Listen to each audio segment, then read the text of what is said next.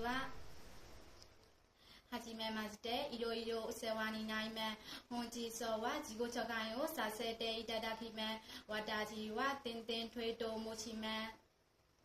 2024年3月に高校を卒業してから日本語を勉強しました。2025年11月に日本語試験 JB8 を合格しました。2025年韓国独でニューヨーク試験日本語コミュニケーションニューヨークを合格しました。私は韓国食人さんとして日本で働きたい理由は自分自身の韓国としてキリアについて目標を持ち韓国ニューヨーク開発のために実習活動に参加したいです。田舎では働きながら家族を介護する人が増えていま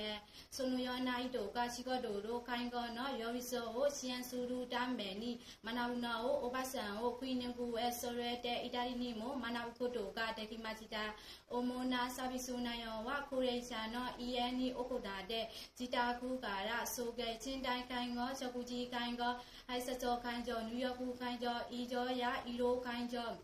それなどの介助をサービス、特に日常生活の中で、利用者自身の力では難しいことは、家族を介護では負担が大きい場合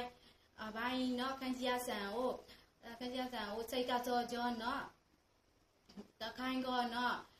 仕事をしましたので、